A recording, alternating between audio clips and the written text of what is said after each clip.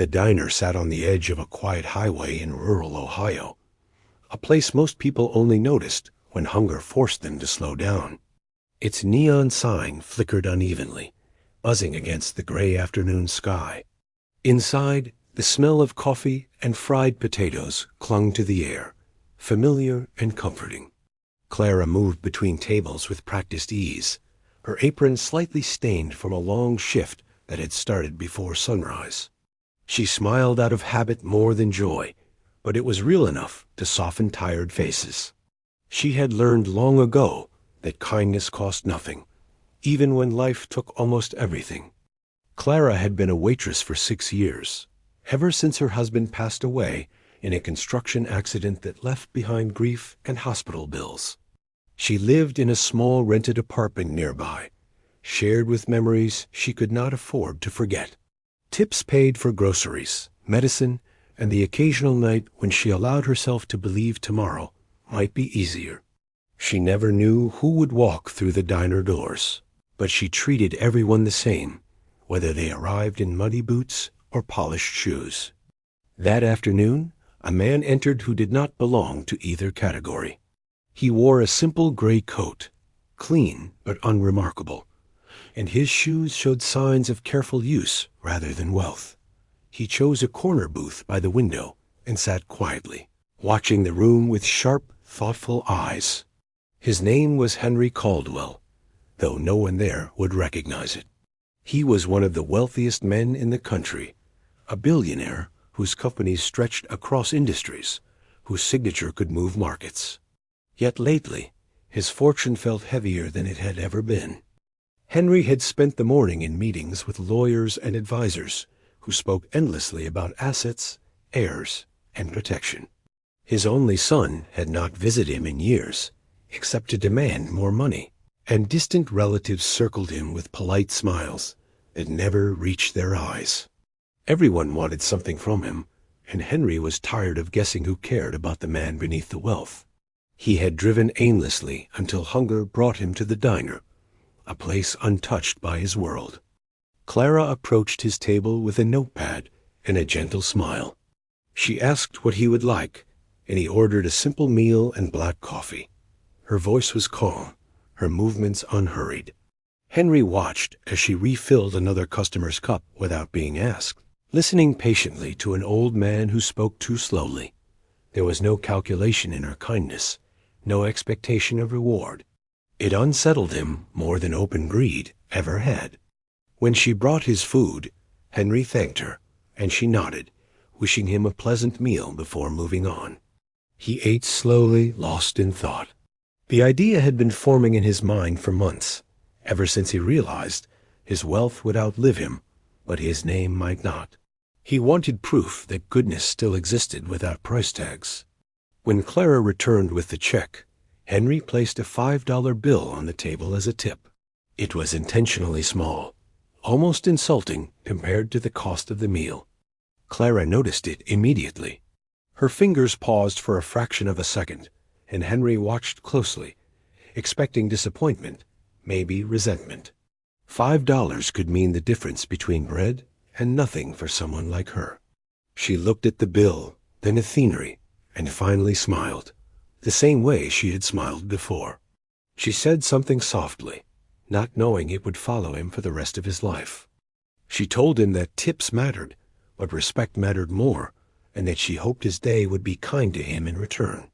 She said that everyone carried burdens unseen, and sometimes all a person could offer was courtesy. She thanked him sincerely, wished him safe travels, and turned to help another table without a trace of bitterness. There was no performance in her words, no attempt to shame or flatter him. They were simply true.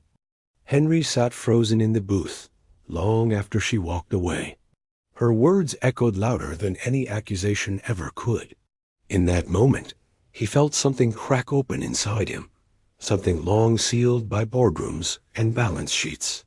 He realized how rarely anyone spoke to him without an angle, without measuring his worth in numbers. Clara had seen him as a man, nothing more, nothing less, and that recognition cut deeper than any loss he had known. He left the diner quietly, his thoughts heavier than when he arrived.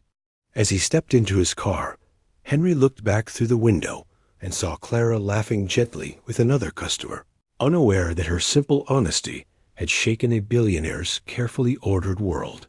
He drove away knowing that something fundamental had changed, though he could not yet name it.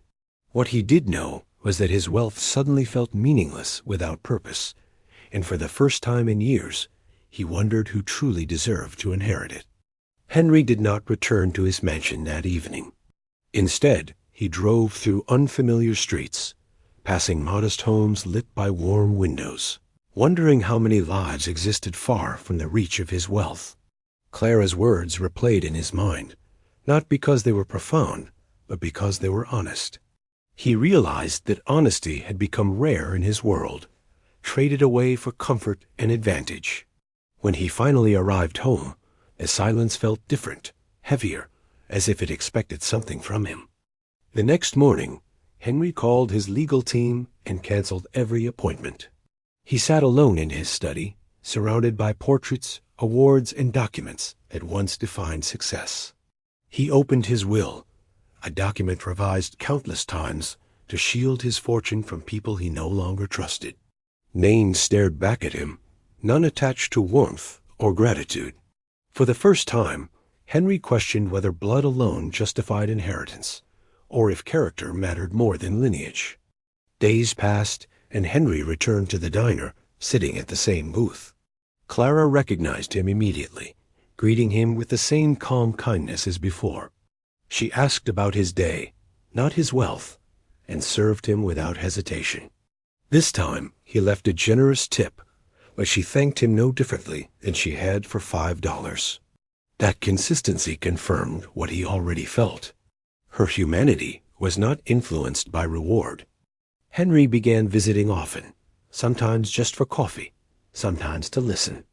Clara never pried, never asked questions beyond polite conversation. Slowly, Henry shared pieces of his life, the loneliness hidden behind success, the disappointment of broken relationships. Clara listened without judgment, reminding him that people were more than their worst choices. She spoke of her late husband, of struggle, of surviving without resentment. Her strength humbled him. One afternoon, Henry asked her why she treated everyone with such patience. Clara said bitterness would only make her poorer, and kindness was the one thing no one could take from her. She explained that wealth came and went, but dignity stayed if you protected it. Her words settled deeply within him, reshaping values he thought were fixed. Henry realized that generosity without compassion was hollow, and power without empathy was empty. Weeks later, Henry's family noticed changes. He refused financial requests, stopped funding reckless indulgence, and distanced himself from those who only saw him as an account. Lawyers were summoned again, but this time with different instructions. Henry rewrote his will entirely, redirecting most of his fortune into foundations supporting workers, widows, education, and community diners like the one Clara worked in. He ensured employees received shares, protections, and respect. When Clara learned of his identity, she was stunned, not impressed. She told him money did not change who he was to her, and she hoped he had made peace with himself. That response sealed his decision. Henry arranged a trust for Clara, modest but secure, ensuring she would never fear survival again. He insisted it was not a reward, but responsibility, trusting her to use it with the same wisdom she lived by. On his final visit, Henry left the diner quietly, leaving behind a letter Clara found later.